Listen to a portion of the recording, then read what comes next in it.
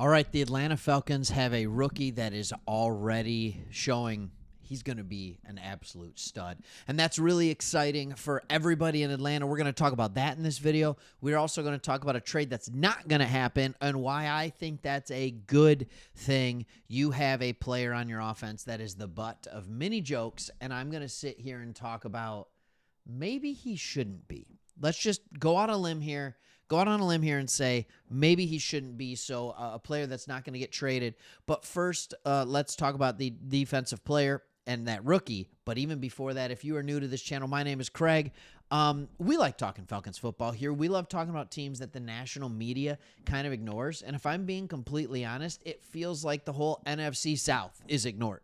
And if a team is talked about, it's the Saints. And so we're going to go ahead. We're going to talk Falcons. There is a great fan base in Atlanta. We are Detroit Lions fans, so we hope to give you a non-biased view of what's going on. Hey, trust me, we're used to not being good, but over the last couple years, everything has changed. Everything has righted. All is well in Detroit.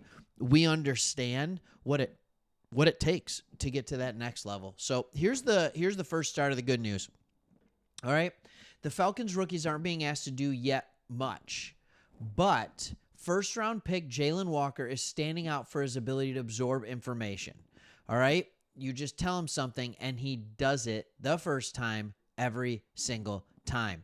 This comes from a great article that was written on AtlantaFalcons.com. We're going to get into that. We're going to talk about some of the quotes here.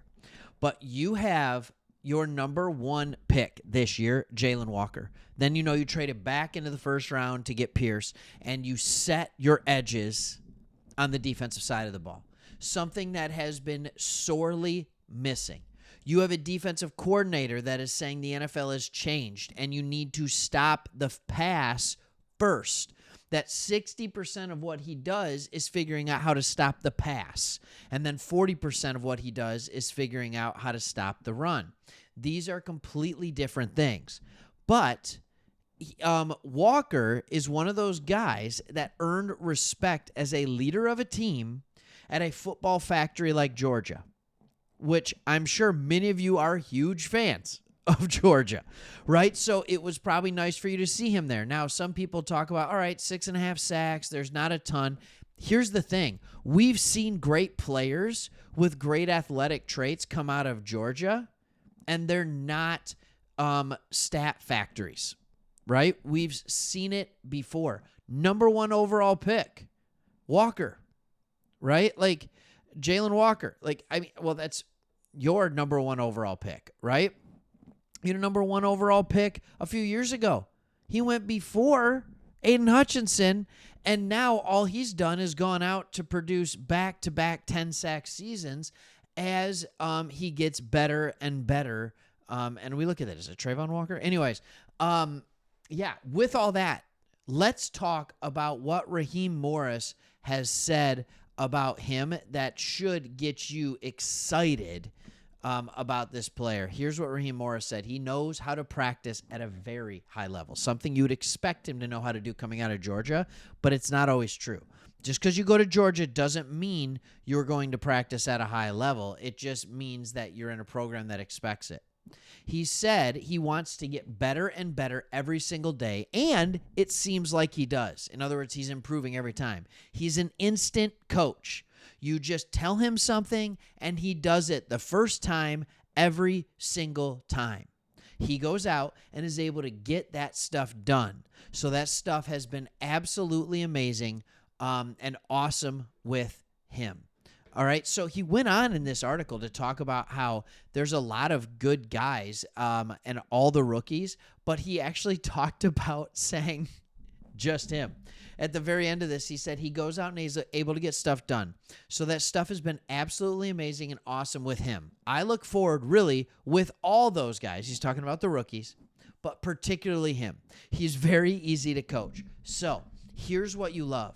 When you see a player that was drafted early because of his athletic traits and his athletic ability and because he is just a flat-out menace on defense, right?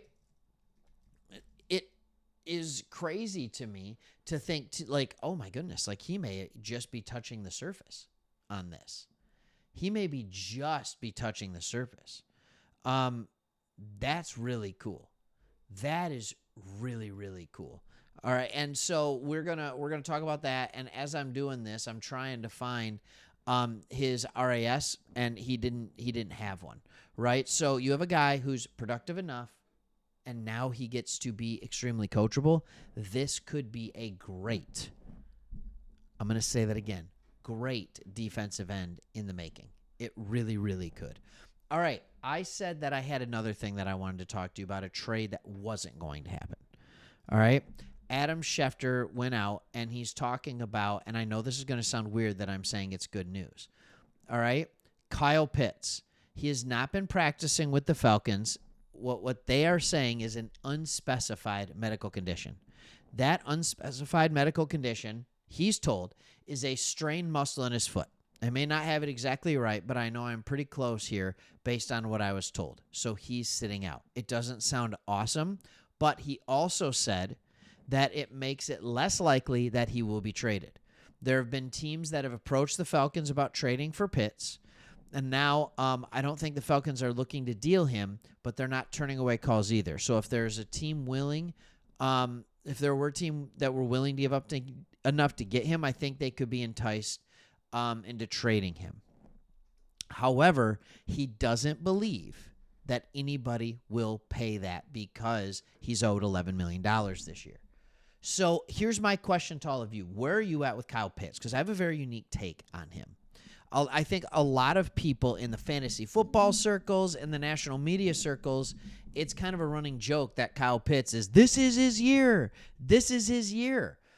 We need to look back and remember that Kyle Pittz was the very first tight end since Mike Ditka to have 1,000 yards receiving as a rookie. And then, yes, Brock Bowers did it last year. There's only been 3, though, and it was like 50 years or 60 years in between the two of them. 50 or 60 years in between the two of them. And it got me thinking about his stats. Here is that was in 2021. Do you know who the quarterback was in 2021? Matt Ryan. And then in 2022, in 2023, you get this Desmond Ridder and Heineke and I'm blanking on his name, right? And then he went and played for the Commanders. I'm blanking on his name. You'll think of it, right? And so it's just this hodgepodge of bad quarterbacks. So let's go to 2022. This is all of your wide receivers. The leading receiver on the team was Drake London with 866 yards. Kyle Pittz in only 10 games went for 356. He would have easily eclipsed probably 500, probably would have been second on the team in receiving yardage for a tight end. That's not bad. What about 2023? Another year where nobody eclipsed or went past 1,000 yards. And Kyle Pittz was the second leading receiver on that team coming back from injury, where he looked absolutely hobbled. And then in 2024, Kyle Pittz goes for over 600 yards again. Look, I'm not saying he was good last year, and I'm not saying 600 should be the expectation for him. He's a guy that you want to have in that 800, 900, 1,000 yard range. I understand that, and I get that. Year 2 in this offensive system. Let's see what can happen. Year 1 with a competent quarterback. Kirk Cousins was a shadow of himself and yet put together almost 2,000 yard receivers in Mooney and in Drake London. And when Penix came in, it absolutely helped with that. So let's see what can happen when he's around.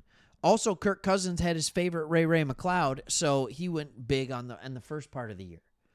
So let's actually have a conversation about this. Do you even want to trade Kyle Pittz?